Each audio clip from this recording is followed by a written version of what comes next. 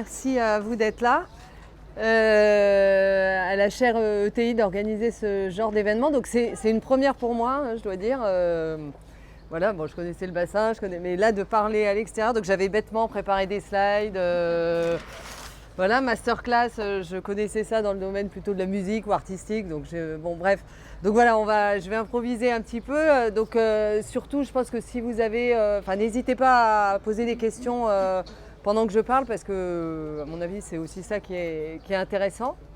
Alors le thème de ces masterclass, c'est donc d'inventer la ville de demain. Alors moi, je suis économiste, hein, je suis pas particulièrement inventive. Les solutions, ou en tout cas les enjeux, les sujets que je voudrais développer aujourd'hui, ça concerne la ville de demain. C'est pas sûr qu'il soit particulièrement innovant, disruptif, comme on peut l'imaginer. Mais voilà, l'idée, c'est de proposer quand même de discuter des facteurs qui pourraient permettre à la ville de demain de donner tout ce qu'on peut en attendre.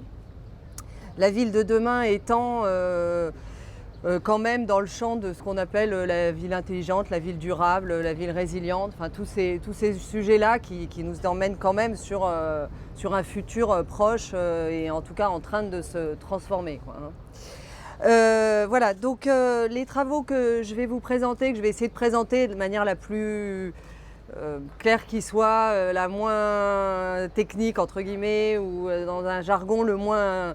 voilà, je vais essayer que ce ne soit pas trop jargon et conceptuel.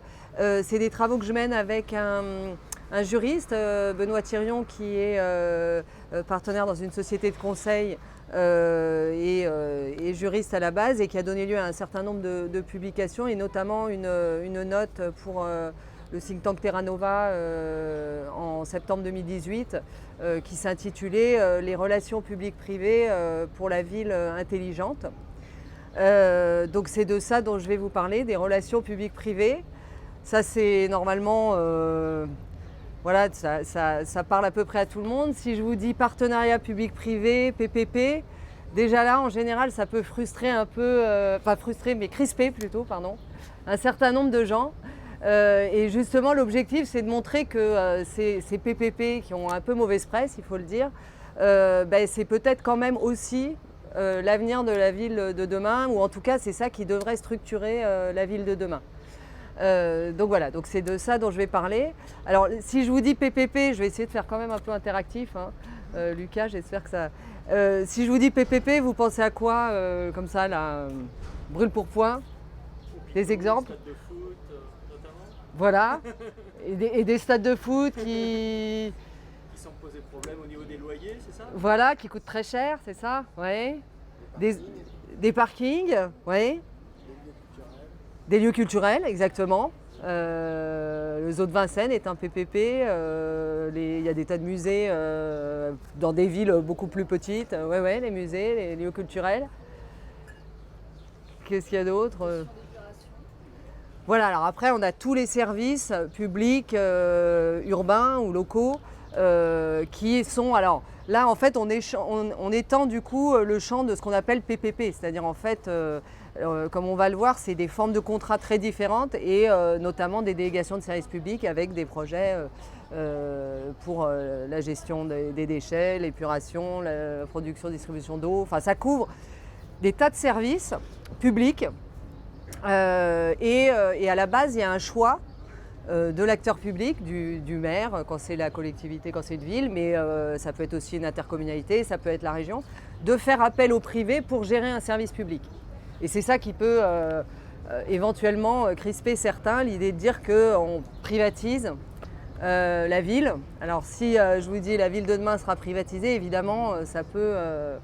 Voilà, ça pose débat en tout cas. C'est de ça dont on va discuter. Voilà, donc je voulais quand même commencer par essayer de restreindre justement ce qu'on appelle la ville de demain à nos travaux. On a repris le terme, alors très galvaudé, de ville intelligente ou smart city, parce que c'est plus simple, parce que on voit à peu près de quoi ça parle, même si en fait le terme lui-même est très vaste, est pluriel, recouvre des réalités très différentes. Donc ce que moi j'appelle la Smart City ou la ville de demain, c'est une ville qui utilise les technologies du numérique dans leur ensemble et les données qui vont avec, parce que toutes ces technologies du numérique, c'est des capteurs, c'est des systèmes d'information, c'est tout ce que nous, on a tous dans notre sac ou déjà sortis, c'est des téléphones avec de l'Internet of Things qui va permettre de nous connecter à beaucoup de choses, d'avoir des tas d'informations.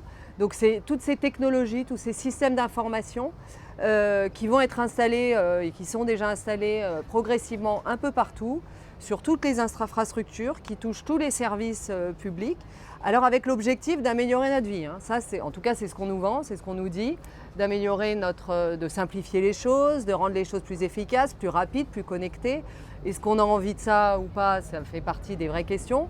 Mais qui permettent aussi aux services techniques, aux opérationnels, de mieux gérer les services publics, de mieux gérer les flux, d'optimiser, de réduire les fuites dans un circuit d'eau, de faire en sorte que l'électricité aille au bon endroit, que quand il y a une coupure, on le sache tout de suite, qu'on puisse réparer les réseaux quand il y a des coupures. Enfin, tout ce qui quand même devrait améliorer l'efficacité de ces services publics-là, sans parler du transport, de mieux gérer les flux de circulation, de mieux gérer les congestions. Donc derrière ces technologies, ou l'objectif de ces technologies, ça reste quand même d'améliorer l'efficacité de ces services publics. Et ça, faut le garder en tête parce que ça reste l'objectif premier. Donc la ville intelligente ou la ville smart, c'est ça, c'est une ville qui utilise ces technologies. Alors elle les utilise donc pour améliorer les services publics, pour améliorer le quotidien des citoyens et évidemment en tenant compte du deuxième paradigme très important auquel font face les villes, qui est le changement climatique et donc d'arriver aussi à économiser l'énergie, à réduire les émissions de gaz à effet de serre. Donc on est quand même dans des objectifs qui sont là pour le coup clairs et qui sont ceux de la ville de demain. Donc voilà, donc ça touche tous les services publics et ça implique les infrastructures. Donc les routes vont devenir intelligentes, l'éclairage public va devenir intelligent. On dit qu'aujourd'hui, toutes les rues n'ont pas besoin d'être éclairées toute la nuit, que si on réussit à capter quand quelqu'un passe, la lumière s'allumera à ce moment-là et c'est peut-être mieux. Sur ces lampadaires ou ex-lampadaires, on peut mettre aussi d'autres types de capteurs pour mesurer la pollution de l'air. On peut installer des bornes 5G, alors là, pareil, on peut se dire que c'est pas... Mais voilà, ça fait partie de tout ça. On pourra mettre des batteries qui permettront de recharger des trottinettes, des vélos, des voitures. Enfin, toutes ces innovations vont toucher d'abord et avant tout les infrastructures qui vont devenir elles aussi intelligentes. Tout le domaine public va être réinventé par ces possibilités-là. La gestion des services urbains optimisée et les citoyens, nous, parce qu'on va utiliser ces dispositifs-là, on est censé aussi devenir plus intelligents dans ce sens-là. Alors, est-ce que c'est la technologie qui nous aide à devenir intelligents ou est-ce parce qu'on est intelligent qu'on va utiliser bien la technologie? Ou est-ce qu'au contraire, la technologie va nous empêcher de garder notre libre arbitre et d'être intelligent? Ça, c'est des grosses questions quand même. Placer le citoyen au cœur de la Smart City, ça implique de raisonner et de se poser toujours cette question-là. De quoi le citoyen a-t-il vraiment besoin? Est-ce qu'il est prêt à accepter un certain nombre de choses pour avoir ces services-là? Est-ce qu'il va pouvoir vraiment bénéficier, lui, des économies dont j'ai parlé? Parce que ces économies-là, ça va être des économies de gaz à effet de serre, ça a priori tout le monde en profitera. Ça va être des économies d'énergie qui vont aussi aider à la durabilité. Mais est-ce que s'il y a de la valorisation des données, est-ce que le citoyen va aussi pouvoir en profiter? C'est l'objectif, c'est de trouver ce nouvel écosystème de la ville. Voilà. Alors, les relations publiques-privées dans la ville, en fait, c'est pas que la ville de demain. Ça date depuis des centaines d'années. C'est-à-dire que le Pont Neuf a été construit par des opérateurs privés. Au fil des siècles, au 19e siècle, toutes les infrastructures ce canal sans doute a dû, je ne sais pas précisément, mais a dû aussi être creusé par des opérateurs privés. C'est-à-dire qu'effectivement, les villes ne peuvent pas elles-mêmes assurer toute la construction, toute la conception des infrastructures, ni même la gestion des services publics. Et donc c'est pour ça qu'à la base, dans une ville, les services publics urbains sont pour beaucoup gérés déjà depuis très longtemps par des opérateurs privés. Alors on le sait ou on ne le sait pas, hein, on les connaît ou on ne les connaît pas, on les a de face ou pas, ça dépend du type de service, mais il faut savoir que c'est quelque chose qui existe depuis toujours, dans lequel la France, les entreprises françaises sont très performantes, nos grands opérateurs de services publics dans le secteur de l'eau, dans le secteur de l'énergie, dans le secteur des transports, exportent leur technologie et leur savoir-faire partout en Europe et dans le monde. Il y a là encore tout un nombre d'acteurs vraiment très importants et qui ont une vraie expertise, qui fournissent beaucoup d'emplois. Et donc c'est une vraie économie que d'avoir des opérateurs privés dans la ville. Néanmoins, il y a aussi des villes qui font le choix de gérer leurs services publics en interne, au sein de régies communales, une régie avec plusieurs types de statuts. Et là, elles utilisent du personnel municipal. Et donc, elles maîtrisent, depuis la conception et la réalisation des travaux jusqu'à l'exploitation du service, en interne, l'ensemble de la fourniture du service en question. Donc le secteur de l'eau, il y a beaucoup de régies municipales dans le secteur de l'eau, dans le secteur des transports, dans le secteur des déchets. Donc c'est aussi un modèle économique pour gérer des services publics qui existent depuis aussi longtemps que le fait de déléguer à un opérateur privé. Donc c'est ce qu'on appelle l'arbitrage entre faire ou faire faire. Et ce choix-là, c'est un choix qui est pris par le maire ou par les élus, de confier la gestion d'un service public à un opérateur privé ou à un opérateur interne qui va être par exemple une régie. Donc jusqu'ici, ça fait longtemps, on sait faire, des fois ça marche, des fois ça marche moins bien. Il y a des changements de mode, il y a des villes qui décident de privatiser ou de passer à de la délégation de services publics. Il y a des villes qui au contraire décident de remunicipaliser. Donc je ne sais pas si vous avez des exemples en tête dont on a pu parler dans les années plus ou moins récentes. L'eau à Paris, voilà, qui a été remunicipalisée en 2014. Et c'est la régie Hauts-de-Paris qui aujourd'hui gère l'eau à Paris. Qu'est-ce que vous avez d'autre comme exemple à Paris? Pour prendre Paris, on est à Paris. Qu'est-ce qu'il y a comme délégation de services publics ou comme gestion par un opérateur privé d'un secteur public que vous connaissez? Le Luxor, le cinéma Le Luxor. Le cinéma Le Luxor. C'est une délégation de services publics. D'accord, bon, bah alors je l'apprends, ok. Et qui a été depuis toujours ou depuis... Non, c'est depuis 2013. D'accord. C'est un cinéma qui a été réhabilité en 2013. Ok, d'accord. Donc dans la série Lieux culturels, ok, très bien. Il y aura le Grand Paris Express. Alors le Grand Paris Express, entre autres, alors après il y a plusieurs composantes, mais c'est effectivement dans les transports quelque chose, c'est un bon exemple. Et alors dans les transports, dans les sujets un peu polémiques, donc on évoquera peut-être. Alors aéroport de Paris, c'est un sujet polémique effectivement, mais alors là on n'est pas au niveau de la ville, hein, on est au niveau de l'État. Mais on parle de ça, c'est-à-dire de confier la gestion d'une infrastructure que sont les aéroports à un ou des opérateurs privés. Et là, on est en train de dire, bah voilà, il y a un choix. Bon, après, il y a débat, il y a référendum, il y a tout ce qu'on veut. Donc pour le moment, c'est un peu à l'arrêt, mais la question est là. Oui, ça fait partie de ce type d'infrastructure dont on peut envisager que ce soit délégué à un opérateur privé. Je pensais, mais j'y reviendrai, à un nouveau type de service qui est apparu à la fin des années 80, enfin début des années 2000, qui est le système des vélos partagés, parce que ça fait partie donc du Véli pour ne pas le nommer.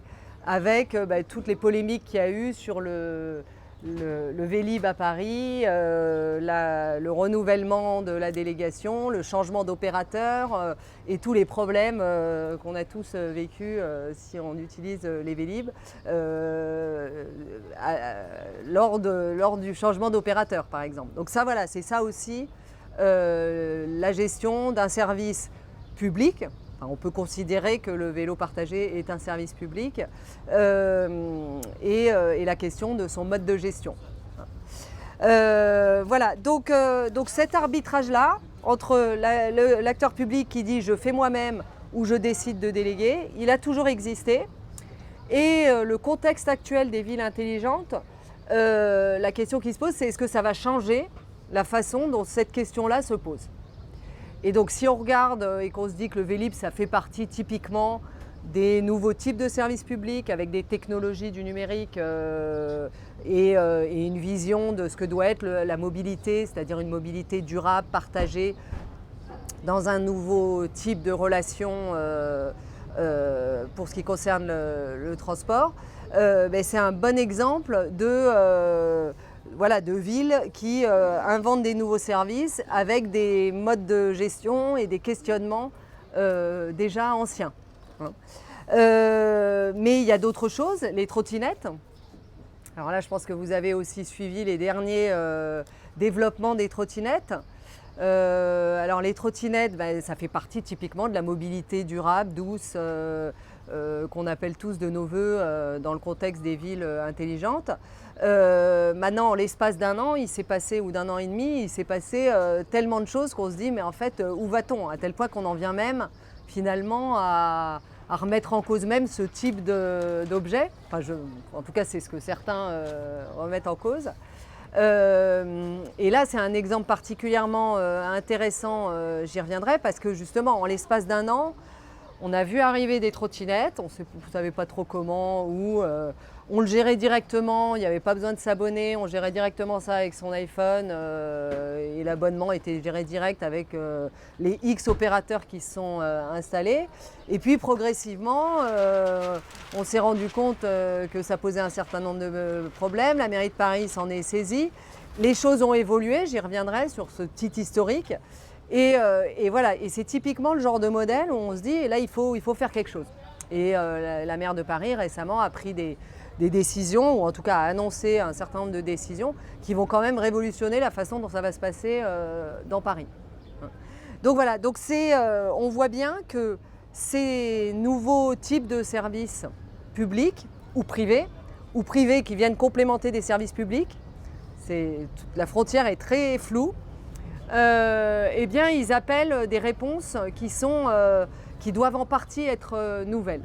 Et donc, la fameuse question de dire est-ce que je le fais moi-même ou est-ce que je le fais faire, on rajoute une troisième dimension qui est est-ce que je dois laisser faire en fait.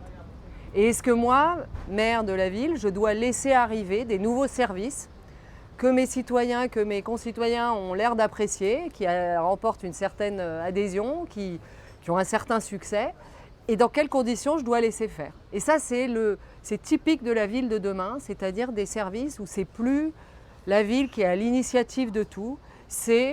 Alors, est-ce que c'est des opérateurs privés? Est-ce que c'est des citoyens eux-mêmes? Est-ce que c'est des startups innovantes qui se disent mais après tout, dans la ville, j'ai le droit de proposer ça et ça va servir à tout le monde et c'est utile? Ou est-ce qu'il faut que la ville continue à garder le contrôle de tout ça?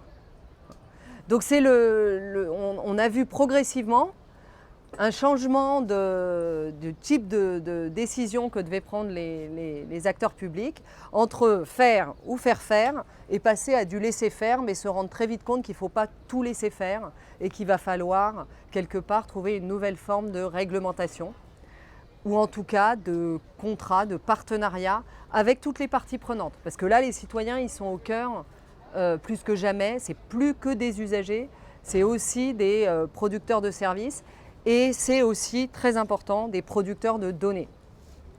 Or, c'est ça qui fait la vraie nouveauté de ces services-là, c'est que ces services-là, quand vous les utilisez, vous produisez des données et c'est parce que on piste votre trottinette depuis le moment où vous l'avez pris jusqu'au moment où vous le lâchez qu'on va pouvoir mieux gérer les flux de transport dans la ville.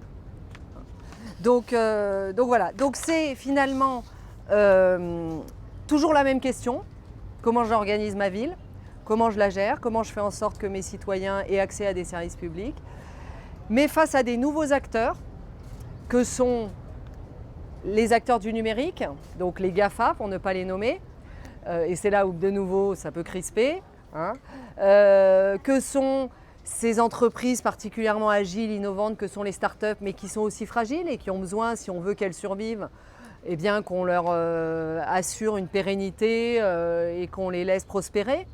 Donc pas d'être complètement mangées par ces gros opérateurs une fois qu'elles ont donné leur idée, leur impulsion et qu'elles ont impulsé de nouveaux types de services. C'est les citoyens de nouveau qui ont un rôle plein et entier. Et puis c'est tous les opérateurs traditionnels, les opérateurs Engie, Enedis, Veolia, Transdev, Keolis, qui sont dans la ville depuis toujours et qui eux sont capables aussi d'évoluer et de dire mais ces technologies-là, on peut les proposer, on peut faire évoluer nos services et qui veulent continuer à avoir une vraie place. Parce qu'elles ont un savoir-faire, parce qu'elles ont une expertise, parce qu'elles sont là depuis très longtemps et qu'elles voient comment améliorer la gestion des services publics. Donc c'est un nouvel écosystème et comme tout nouvel écosystème, il faut à la fois laisser les choses se faire et en même temps maîtriser ce qui doit être maîtrisé en temps et en heure. Donc aujourd'hui les Smart Cities, donc comme je disais, c'est un terme un petit peu galvaudé. Ce qu'on peut dire, c'est qu'on a des acteurs, donc là ça foisonne, on a des technologies, on a des maires qui sont très contents de pouvoir afficher qu'ils ont développé un écoquartier, qu'ils ont développé une application, qu'ils ont installé un système de vélo partagé, qui laissent les trottinettes arriver, qu'ils mettent en place des tas de choses, qui font des inaugurations de ces nouveaux services, qui s'en servent pour leur campagne électorale, qui promeuvent ça, enfin tout ça, ça fait du buzz, c'est bien, etc. Mais justement, peut-être qu'on s'est un peu trop limité à ça, à ces projets qui sont restés à l'état de projet, qui ne sont pas passés à l'échelle suffisamment importante pour qu'on puisse avoir des modèles industriels qui rendent les choses plus efficaces. Et on est un peu trop à la course à je suis le premier à faire ça, je suis dans les classements. Alors il y a beaucoup de classements. Vous avez sur internet, il y a effectivement des salons Smart City tous les mois, il y a 3 salons Smart City. À chaque fois il y a un classement, les villes cherchent à être les premières, à figurer en tête de classement. Mais à se limiter à ça, ce qu'on va appeler l'effet vitrine, on ne va pas aller bien loin. Le deuxième risque, c'est que les villes partent à fond dans tout et qu'à la fin, on ait cette fameuse ubérisation de la ville qui, là aussi, crispe, pour ne pas dire fait peur, parce qu'on a peur que la ville perde le contrôle, en fait. Et perde le contrôle au profit de qui ? Au profit de ces opérateurs, souvent privés, qui géreraient la ville et sans aucun contrôle des acteurs publics, des élus et des citoyens. Donc on est au milieu du gué entre ces deux extrêmes, une ville vitrine et puis une ville ubérisée où ça s'est généralisé mais à tel point qu'on en a perdu le contrôle. Et au milieu, voilà, on est entre les deux. Et donc ça veut dire que c'est maintenant qu'il faut essayer de canaliser les choses. Et pour canaliser les choses, eh bien, l'idée c'est de se poser, de revenir aux fondamentaux et notamment à ce qu'on appelle les contrats publics-privés, c'est-à-dire les contrats entre les acteurs publics et les acteurs privés. Parce que dans un contrat, on peut faire un cahier des charges, on peut avoir des exigences, on peut avoir des exigences de qualité, on peut avoir des exigences de performance, on peut mettre des pénalités si les performances ne sont pas remplies, on peut mettre des incitations, ça rassure, ça permet de partager le risque entre les opérateurs, donc ça permet d'avancer en fait. Et donc cet outil, le contrat public-privé, c'est un des outils fondamentaux de la ville. Et c'est ces contrats-là qui doivent évoluer pour tenir compte de ces nouvelles réalités. du nouvel écosystème. Est-ce que dans ces contrats, les notions de gouvernance sont incluses ou du coup la gouvernance c'est à part et c'est pas nécessairement écrit noir sur blanc sur la relation contractuelle entre les partenaires? Alors, la gouvernance, c'est fondamental, et notamment la gouvernance publique déjà, parce qu'un contrat, il est signé par un acteur public, par un maire in fine, mais après, il y a derrière des directions opérationnelles qui vont être en charge de suivre le contrat. Parce que la pire des erreurs qui a été commise dans un certain nombre de PPP ou de contrats de délégation, c'est de croire qu'on confie à un opérateur privé la gestion des autoroutes, des prisons, des aéroports, d'un système d'eau, sans regarder quoi que ce soit, sans vérifier quoi que ce soit, sans discuter, sans adapter, sans demander à faire des corrections, sans renégocier. Ça, c'est ça un contrat. Un contrat, c'est un contrat. Tous ces contrats-là, alors aujourd'hui, ils ont tendance à se réduire, mais au début, les premiers contrats de délégation de service public, ils étaient conçus pour une durée de 30-40 ans. Bon, pour l'aéroport de Paris, on a envisagé 70 ans. Alors là aussi, ça fait peur. Faut savoir que aujourd'hui, dans la plupart des services publics, les contrats ont des durées beaucoup plus courtes, justement parce qu'on se rend compte qu'en l'espace de 10 ans, 15 ans, il peut se passer beaucoup de choses, surtout sur ces aspects très innovants où les choses évoluent. Hein. Le Vélib, entre le moment où ça ne marchait pas et l'arrivée des vélos en free floating, globalement, le Vélib s'est pris des concurrents. Comment on gère ça? Initialement, il croyait être tout seul en monopole sur un service de vélo partagé. Il se prend des concurrents qui arrivent de manière complètement anarchique, sans qu'on comprenne trop. Ben voilà, ça, c'était peut-être pas prévu dans le contrat. C'était même pas prévu dans le contrat. Est-ce que ça oblige à revoir les termes du contrat? Bon, donc la gouvernance, c'est d'abord la gouvernance de l'acteur public, la gouvernance de l'acteur privé, et puis la gouvernance du suivi du contrat. Et donc ça, c'est des aspects qui sont effectivement prévus dans le cadre du contrat par les acteurs eux-mêmes. Ça, voilà. Mais c'est très important. Et c'est même la clé du succès d'un contrat de ce type-là.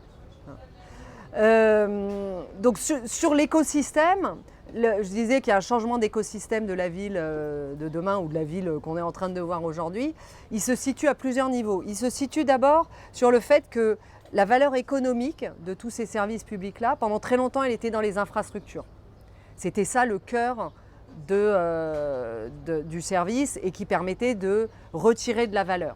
Donc il fallait posséder les infrastructures, il fallait investir pour maintenir les infrastructures en bon état.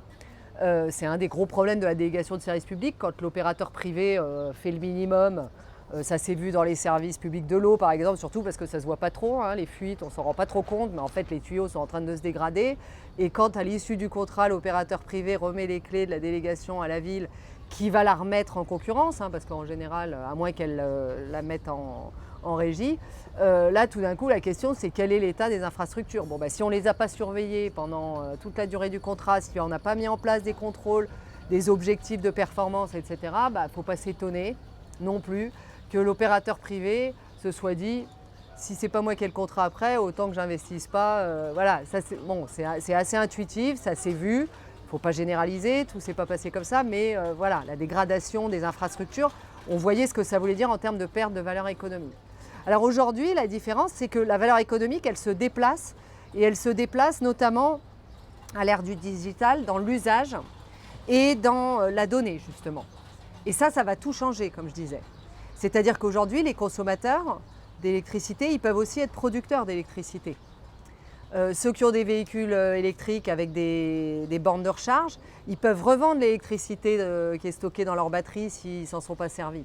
Et ça, ça veut dire qu'ils sont producteurs. Donc ils se transforment en ce qu'on appelle prosumers, producteurs, consommateurs, consumer. Donc ça leur donne un autre rôle.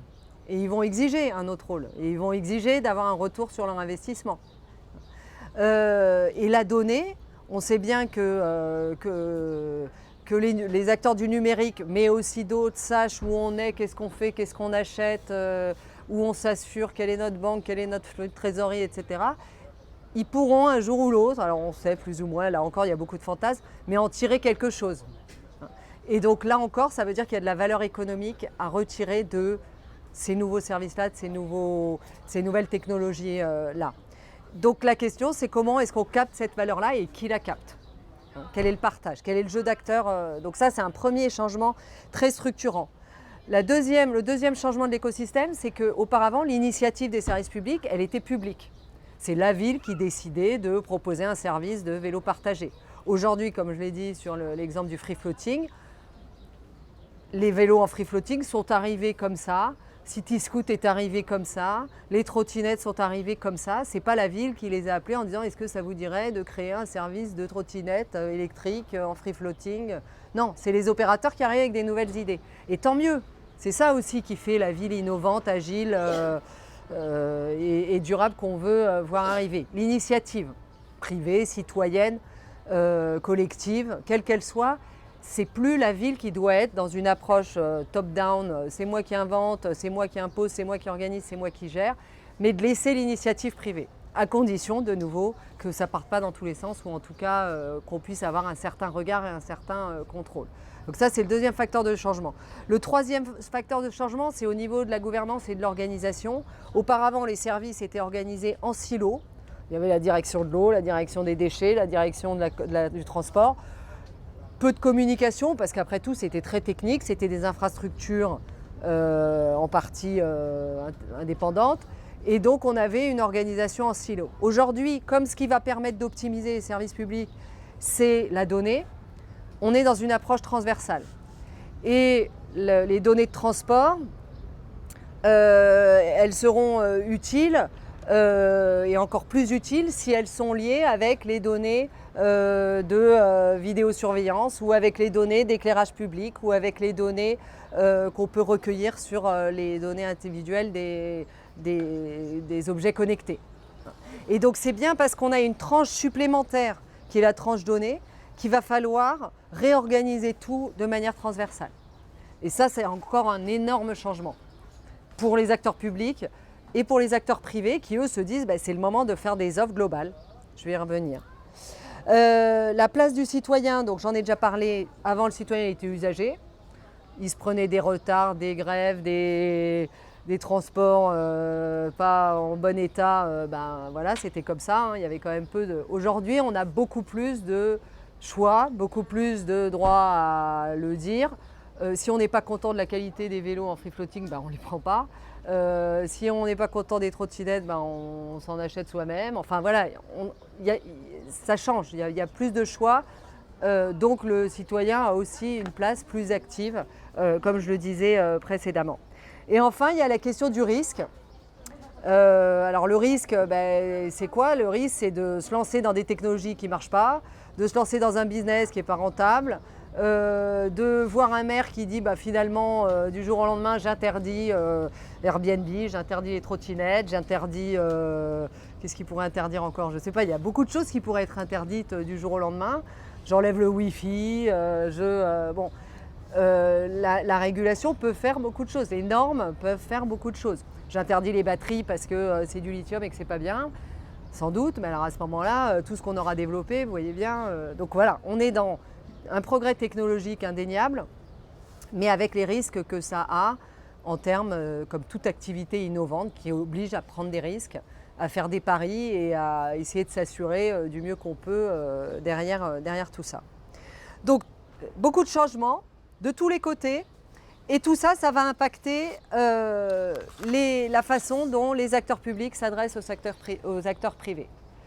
Donc, dans les travaux que je mène avec Benoît Thirion, on a identifié essentiellement cinq axes dans lesquels les contrats doivent s'adapter. Le premier axe, c'est que les contrats doivent être plus globaux. Ça veut dire que, alors qu'auparavant, on se limitait à un service, aujourd'hui, on va se dire peut-être que je vais confier un ensemble de services à un opérateur. Pourquoi? Parce que c'est parce qu'il gère tous ces services-là qu'il va mieux les gérer. Typiquement, le transport, l'éclairage public, les vidéosurveillances, tout ce qui est sur l'occupation du domaine public, l'installation des bornes, les parkings. Voilà, ça fait sens techniquement, technologiquement, de confier tout ça à un opérateur ou un consortium d'opérateurs, parce que ça reste quand même beaucoup de métiers, mais qui vont gérer tout ça parce que c'est comme ça qu'ils vont pouvoir optimiser. La deuxième chose, c'est aller vers une maîtrise des usages. Et ça nous amène directement à l'économie de la fonctionnalité et à la place du citoyen et des besoins. Le troisième facteur, c'est que les contrats doivent être plus innovants, mais innovants dans la conception contractuelle. C'est-à-dire que, comme je vais le développer rapidement, le pire, c'est d'avoir des contrats trop rigides où rien ne peut bouger, où tout est inscrit dans le marbre. Il faut pouvoir faire évoluer le contrat au cours de la vie du service. Parce que sinon, vu que le rythme des innovations technologiques est très important, il y aura un décalage et on ne pourra pas tirer parti de ces innovations-là. Et puis ensuite, il faut aussi changer la façon dont les risques sont partagés entre les opérateurs et les financements. Pendant longtemps, les financements, ils étaient... il y avait un partage des risques entre le public et le privé qui était assez bien organisé entre guillemets, et des financements qui, selon les types de contrats, l'avantage d'un PPP, c'est que le préfinancement, il est privé. C'est le privé qui avance l'argent, qui avance, j'ai bien dit qui avance. Alors que dans un contrat de concession, une partie de la rémunération de l'opérateur privé, ça vient de l'usager. Donc ça veut dire que celui qui exploite le service, c'est lui qui prend le risque d'exploitation. Donc si la demande n'est pas là, eh bien, c'est lui qui a pris le risque. Donc voilà, toutes ces questions-là aussi doivent évoluer. Et enfin, ça oblige aussi, mais alors ça on en est encore loin, à avoir une culture de l'évaluation. C'est-à-dire s'obliger à évaluer. J'ai mis en place un service, est-ce que c'est bien ? Est-ce que c'est pas bien ? Qui en profite ? Est-ce que ça sert ? Quelle valeur collective ça crée ? Et ça, c'est un peu compliqué. C'est pas tellement dans la culture en général, notamment en France. Au niveau local, encore moins, j'ai envie de dire. Et puis surtout, ça demande d'être capable de mesurer les résultats. Et ça, c'est compliqué. Comment on mesure c'est pas que les enquêtes de satisfaction. C'est pas que des aspects très techniques. Voilà, c'est un ensemble de critères qui imposent des nouvelles méthodes pour pouvoir mesurer. Alors sur tous ces plans-là, sur tous ces points-là, on développe dans nos travaux des propositions qu'on pourra discuter ensemble si vous le voulez. Mais voilà, l'idée c'est d'avancer dans ces 5 directions-là pour rendre les contrats plus opérationnels et plus adaptés à ces nouveaux services qu'on observe. Alors j'ai un certain nombre d'exemples que je peux vous donner. Quand je disais des partenariats plus innovants, ça fait référence au fait que souvent les villes, elles ne savent même pas ce dont elles ont besoin. Et les opérateurs privés, face à des villes qui ne savent pas ce dont elles ont besoin, ils hésitent à se lancer aussi. Parce qu'ils se disent, si ça se trouve, je vais faire de la R&D, je vais arriver avec un service, et puis la mairie va me dire, ah ben non, finalement, je ne veux pas. Ou alors pire, elles vont dire, ah oui, l'idée est super, maintenant je vais lancer un appel d'offres, et puis ce n'est pas l'entreprise qui aura développé le service qui va remporter le marché, c'est un concurrent qui se sera contenté de reprendre l'avis d'appel public à la concurrence et de dire, bah voilà, je me colle. Bon. Donc ça freine tout ça. Et donc pour ça, on a un outil qui existe déjà, dont les acteurs publics et a fortiori locaux ne s'emparent pas beaucoup, mais ça s'appelle le partenariat d'innovation, c'est de la co-construction. Et donc c'est l'acteur public, l'acteur privé qui se mettent d'accord pour se lancer dans la recherche de quelque chose. L'acteur privé remporte un appel d'offres et il a l'assurance que s'ils réussissent à développer le service en question ou le bien en question ou l'infrastructure en question, c'est lui qui aura le marché pour le faire. Et donc ça s'est passé, alors pas dans une grande ville, pas dans une smart city comme on les connaît ou comme on veut, mais dans le cadre d'un petit territoire qui s'appelle le pays Val d'Auzette et qui a une friche industrielle et qui veulent du coup créer une plateforme pour essayer de mieux gérer tous les services publics dans ce territoire-là qui va être rénové, qui va être repris en charge avec des habitations, avec des logements, avec des bâtiments publics, avec du bâtiment pour le tertiaire. et donc créer une plateforme Smart City pour mieux exploiter les données. Et donc là, ils ont lancé un appel d'offres, c'est un contrat qui n'est pas énorme, hein, c'est 1 million d'euros, avec un consortium qui regroupe les grands opérateurs, mais aussi des sociétés plus petites et plus locales, pour créer cette plateforme-là qui permettra à la fois de rénover et de réhabiliter ce territoire et en même temps d'avoir une gestion efficace des données. Donc on a quelque chose d'un peu nouveau pour essayer de tenir compte de ces aspects innovants. Alors ça s'appelle le Haut Pays Val d'Auzette, c'est dans le HAUZETE, voilà c'est ça, ça doit être ça. Il faut que je vérifie, normalement j'avais mes slides. Val d'Azette, pardon, il n'y a pas de H. AZE2TE, c'est dans l'est de la France. Hein. Voilà, donc ça c'est un exemple. Et voilà, ça illustre le fait qu'on n'a pas besoin d'être une grande Smart City, d'être parti sur des ambitions énormes pour essayer de s'approprier des modes de contrat et de relations avec des opérateurs privés pour essayer de faire quelque chose de complètement nouveau, quoi. L'autre focus que je voulais faire, c'était sur le projet On-Dijon. Alors la chaire ETI accompagne et suit ce projet-là et je pense qu'ils pourront... Mon collègue Didier Chabot pourra peut-être en dire encore plus. Mais voilà, là encore, on a une ville qui a décidé de confier la gestion, là encore, d'un poste de pilotage. Donc c'est assez innovant en soi, de tous les équipements de l'espace public. Donc c'est un peu ce que je vous disais tout à l'heure, c'est-à-dire que ça va recouvrir à la fois les points lumineux, enfin l'éclairage public, les caméras de vidéosurveillance, des véhicules géolocalisés, des bus. Donc tout ça géré par un consortium d'entreprises privées qui vont, sur une période de 12 ans, exploiter toutes les données qui vont être issues de ces infrastructures-là et optimiser ces différents services publics. Donc ça, c'est assez innovant. Dijon s'est vraiment positionné. Ils ont aussi fait un contrat de mobilité. Alors là, c'est la métropole du Grand Dijon, avec Keolis, qui là va développer, alors là, comme ce qu'on voit comme le futur de la mobilité as a service, c'est-à-dire un opérateur de mobilité qui va gérer à la fois les bus, le tramway, les parkings, la fourrière, tout ça avec une application, une seule carte, un seul moyen de paiement, et qui est censé faciliter l'accès à tous ces transports, mais aussi le paiement, mais aussi optimiser le fonctionnement de ces différents modes de transport qui sont complémentaires dans le cadre d'un seul contrat. Donc voilà le deuxième focus que je voulais faire.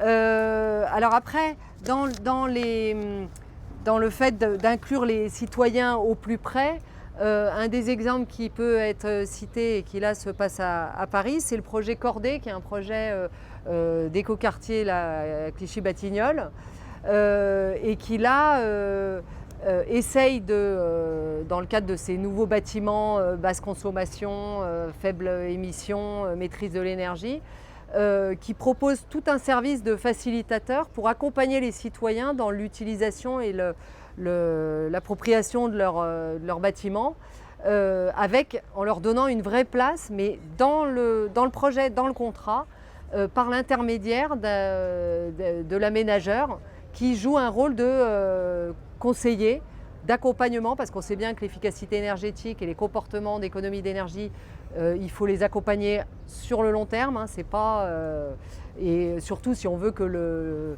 ça ne repose pas uniquement sur de la technologie. Hein. Donc là encore, on a des types de contrats entre tous les acteurs parties prenantes de ces démarches-là, et pour lesquels les citoyens signent aussi un contrat et ont aussi un rôle dans ce contrat global. Voilà. Alors, pour terminer, peut-être avant qu'on échange, j'ai parlé des contrats. Le dernier aspect que j'ai évoqué à propos de la trottinette, c'est un aspect qui est plus du niveau de la régulation. parce qu'il y a les contrats, mais il y a aussi les normes, les standards que les collectivités, parce qu'elles ont la compétence sur la gestion des services publics, parce que c'est elles qui doivent gérer l'occupation du domaine public, elles ont la possibilité de réguler un certain nombre de choses et de prendre un certain nombre de décisions qui peuvent ou pas permettre ces services-là, ou en tout cas les contrôler et les diriger. Et là encore, la régulation, elle va changer, elle va devoir changer. On ne va plus être encore sur du top-down parce que l'initiative n'est plus seulement publique et régulatoire. Il faut continuer à réguler, ça c'est sûr, mais différemment. Notamment, l'acteur public, il doit inciter les acteurs à travailler ensemble. Alors, travailler ensemble, à collaborer, mais aussi à continuer à se faire concurrence, parce que la concurrence, quelque part, c'est aussi ça qui est un peu sain et qui évite que certains gros opérateurs trustent tout et ensuite fassent ce qu'ils veulent dans la ville. Donc pour ça, il y a une forme qu'on connaît en économie qui s'appelle la coopétition. Hein, c'est un mélange, là encore, de coopération et compétition entre les acteurs qui doivent réussir à la fois collaborer, mais tout en restant en concurrence sur l'essentiel, ce qui permet de les challenger et de s'en séparer si ça ne se passe pas bien, surtout. Hein, c'est ça donc pour ça, les collectivités, elles disposent des outils traditionnels de la régulation, de tout ce qui concerne la tarification. C'est une façon de réguler, hein, la tarification. Elles disposent aussi de modalités de régulation un peu plus innovantes, ce qu'on appelle les nudges, essayer d'être plus incitatif, accompagner, expliquer, donner des retours d'informations pour que les citoyens soient mieux informés et prennent leurs décisions en toute conscience, entre guillemets. Donc ça fait partie des outils. Il y a tous les outils de l'occupation du domaine public. Donc là, l'exemple de la trottinette est frappante. Hein. Il a suffi que la maire de Paris, face aux accidents, face aux mécontentements, face à l'anarchie qu'il y avait sur les trottoirs, décide, avant la loi, parce qu'alors après il y a des niveaux, est-ce que c'est dans la loi de mobilité au niveau national ou est-ce que c'est au niveau de la ville, disent qu'il faille faire quelque chose. Ça a commencé par une charte de bonne conduite avec les 3 opérateurs principaux. Donc là, on est dans les opérateurs avaient dû se dire, avant qu'on nous tombe dessus des règlements trop stricts, on a peut-être intérêt à collaborer, à faire une charte de bonne conduite. Après, la charte de bonne conduite, elle va être vite dépassée en fait. Hein. Maintenant, on en est à réguler la vitesse parce qu'on se rend compte que ça va trop vite, que c'est dangereux, que ça crée vraiment des gros problèmes. Donc là, la maire a décidé de réguler la vitesse, réguler le stationnement parce que c'était anarchique. Alors le problème, c'est qu'à partir du moment où on régule le stationnement, il faut tout de suite mettre en place les possibilités de garer les trottinettes. Parce qu'il ne suffit pas de dire qu'il ne faut pas qu'elles soient garées n'importe où, il faut mettre des parkings à trottinettes, sinon ça ne va pas être possible. Et puis elle a même parlé, mais alors là, on va voir ce que ça donne, de restreindre le nombre d'opérateurs. Et là, de nouveau, d'organiser un appel d'offres. Alors, pas sûr que la mairie de Paris soit illustrée dernièrement dans la réussite de ces appels d'offres et de la sélection du bon prestataire. Mais voilà, elle a parlé de réduire à 3 opérateurs de trottinettes avec une flotte contrainte pour éviter justement pléthore d'opérateurs. Et voilà. Alors maintenant, la question, c'est de dire, est-ce que ça ne se serait pas régulé tout seul? On sait que le business model des trottinettes est quand même très fragile. Ça se termine dans la Seine, la durée de vie d'une trottinette c'est 3 mois. Donc on sait que les choses vont aussi avancer par elles-mêmes parce que c'est pas sûr que ce soit rentable pour tout le monde tout le temps. Mais voilà, il y a un sujet sur la régulation et l'exemple des trottinettes, en l'espace d'1 an, d'avoir vu autant de décisions comme ça successives qui couraient un peu après ce qui se passait, et bien ça donne une idée du fait que la régulation, c'est plus la régulation traditionnelle. Les maires, ils doivent apprendre à faire avec. Et on est en fait dans une régulation triple qui est à la fois de la régulation un peu coercitive, traditionnelle, de la régulation de coopération, on coopère pour que les choses se passent bien, et puis la régulation agrégation, où la ville se pose un peu au-dessus de la mêlée et essaye de mettre tout le monde d'accord et si possible le citoyen au cœur aussi. Avec la question de la place du citoyen et de la participation et de l'inclusion du citoyen dans le processus décisionnel, qui est quand même aussi une grande question. Donc on va vers quelque chose de plus coopératif que vertical, quelque chose d'évolutif, quelque chose de plus incitatif que uniquement de la prohibition, parce qu'on voit bien que ce sera compliqué. Maintenant, tout ça, ça implique quand même d'avoir des compétences en interne pour contrôler et sanctionner. Le cas de Vélib d'Airbnb est un bon exemple. Si on veut pouvoir contrôler ce que font effectivement les propriétaires ou les locataires quand par hasard ils se permettent de sous-louer leur appartement, il faut des patrouilles de contrôleurs. Alors Barcelone a embauché 60 personnes. La ville de Paris, je ne crois pas que ce soit de cet ordre-là pour le moment. Mais voilà, à partir du moment où on a des exigences, faut être capable de suivre et de contrôler et sanctionner. Et ça veut dire sanctionner, ça veut dire aussi être crédible. Parce que si c'est pour mettre des pénalités énormes qu'on n'appliquera pas parce que l'opérateur ne sera pas capable de les supporter, ça ne sert pas à grand-chose non plus. Donc là encore, sur le domaine de la régulation, c'est indispensable. On est en train d'évoluer, d'avancer.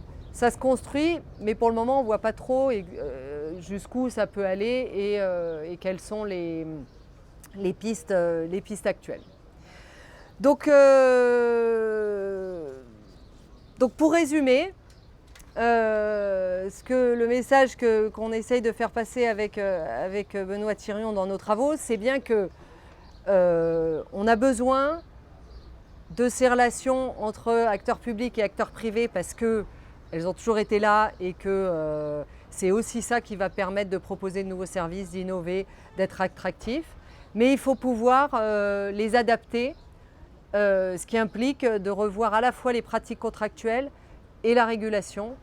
Je n'ai pas trop développé les enjeux de financement, mais là aussi, bien évidemment, il y a des gros enjeux. Voilà ce que je voulais vous dire. Donc maintenant, je suis ouverte aux questions et aux discussions et aux échanges, aux illustrations. Enfin voilà, allez-y. Merci.